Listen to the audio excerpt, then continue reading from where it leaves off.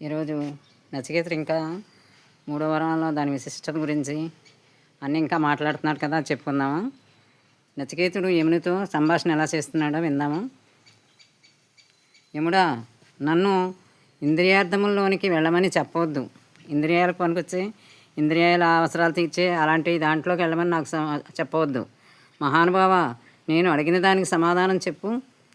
దేని గురించి తర్జన భర్జన పడతారో ఓ మహానుభావ, అది నేను కోరాను. నేను ఇక్కడ ఉన్నవి కనిపిస్తూనే ఉన్నాయి. నాకున్నాయన్నీ ఇక్కడ కనిపిస్తూనే ఉన్నాయి. ఏ ఏ ఒక్క విషయం గురించి అందరూ తర్జన భర్జన పడతారో మహానుభావ, అది కోరాను నేను. ఇక్కడ ఉన్నవన్నీ కనిపిస్తూనే ఉన్నాయి. ఇవి కాక ఏదో ఒకటి ఉన్నదని తెలిసి అది కోరి నీ దగ్గరికి వచ్చాను. ఇక్కడ ఉన్నవన్నీ నాకు కనిపిస్తూనే ఉన్నాయి. నువ్వు ఇస్తానని అన్నీ ఉన్నాయి, ఇస్తావు అన్నీ, అది తెలుసు. అవన్నీ నాకున్నాయి, అది తెలుసు. ఇక్కడ ఉన్నవి కాకుండా ఏదో ఒకటి ఉన్నది, వేరే ఏదో ఉంది అది తెలిసి అది కోరి నీ దగ్గరికి వచ్చాను కదా.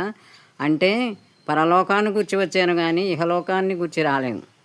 పరలోకాన్ని గురించి వచ్చాను కానీ ఇహలోకాన్ని గురించి రాలేదు. ఉత్తమమైన దివ్య జీవనము ఏదైతే ఉన్నదో ఆ వెలుగును కోరి వచ్చాను. దివ్యమైన వెలుగు ఏదైతే ఉందో అది కోరి వచ్చాను కానీ మామూలుగా అయితే నేను రాలేదు. ఆ వెలుగును కోరి వచ్చాను కానీ మామూలుగా ఏదైతే పొంది ఉన్నానో అవి కావు.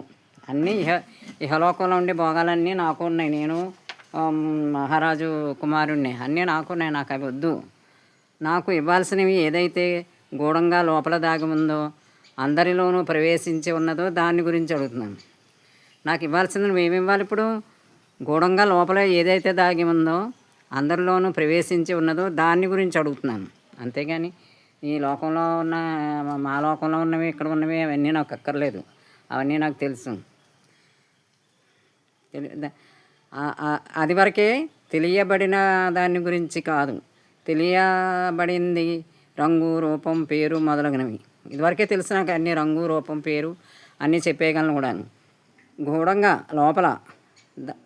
లోపల దాగి ఉన్న అది కావాలి నాకు.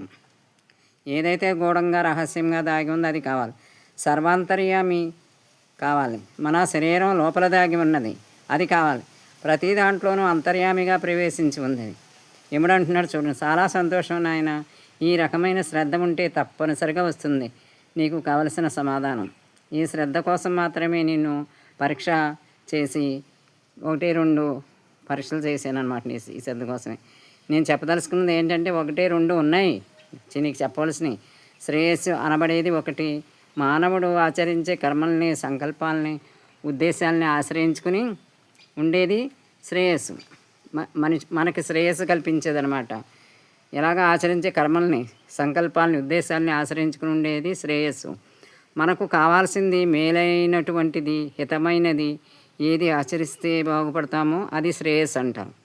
మనకి హితమైందంట, ఏది ఆచరిస్తే బాగుపడతామో అది శ్రేయస్సు అంటారంట. మేలు చేసేదంట. ఏది మనం ఆచరిస్తే మధురం అనిపిస్తుందో దాన్ని ప్రేయస్ అంటారు. అలాంటి ప్రియాలన్నీ చాలా ఉంటాయి కదా. ఈ ప్రియాలు చూసామంటే మోసపోయి అప్పటికప్పుడు అదే కావాలనుకుంటాం. ఈ శ్రేయస్సు ఉంటే చూసుకోవచ్చులే, ముందు ఈ ప్రేయస్సు, ఈ మధురమైనది కావాలని మానవులు మనం అనుకుంటాం.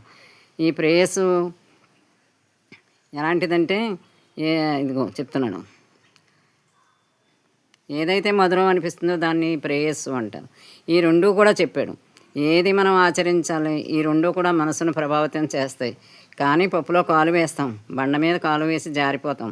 ప్రేయస్ అనే మెట్టు అలాంటిది. మరి మనల్ని ప్రలోభ పెట్టి మెట్టు అది. మనకి మొదటి దానికన్నా రెండవ దానిని మనసు లాగుతుంది.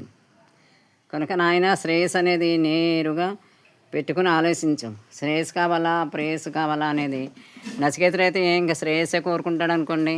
ప్రేయస్ మనలాంటి వాళ్ళు ఏం చేస్తాం? ప్రియమైనవే కావాలనుకుంటాం, మధురమైనవి కావాలనుకుంటాం. శ్రేయస్ ఎప్పుడన్నా చేసుకుందాం అనుకుంటాం. అలా ఉంటుంది మనతో. కానీ చూసేది ఎలా చెప్తున్నారు, 2 మార్గాలు ఉన్నాయి. శ్రేయ మార్గం, ప్రేయస్సు, శ్రేయస్సు. శ్రేయస్సునే మనం కోరుకోవాలి. మనం నిలబెట్టేది అదే. ఇది జారిపోతాను, జారుడు బండ మీద కాలేసి జారిపోయినట్టే ఈ ప్రేయస్సు. అది తీరిపోద్ది, అక్కడితో మళ్ళీ మొదలుకు వస్తాం. అందుకని మనం కూడా ఆలోచించుకుని శ్రేయ మార్గంలో వెళ్ళాలి. ఏదైనా ఒక పని, ఒక సంకల్పం కానీ ఏది మనం ఆలోచించినా శ్రేయస్సు, మనకు శ్రేయస్సా, మన ఇంట్లో వాళ్ళకి శ్రేయస్సు కలిగేది, ఇతరులకి శ్రేయస్సు కలిగేది. ఎవరు చెప్పినా ఇదే చెప్తారు. బుద్ధుడు కూడా ఇదే చెప్పాడు కదా. నీకు కాకుండా నువ్వు చేసే పని ఇంకా 10 మందికి అందరికీ హితంగా ఉండేదే చేయమని చెప్తాడు. అదే శ్రేయో మార్గం. ఈ శ్రేయో మార్గం గురించి ఆలోచించి మనం చేసుకోవాలి. రేపు ఇంకో విషయం ఇంకా చాలా ఉంది, చెప్పుకుందాం. బాయ్.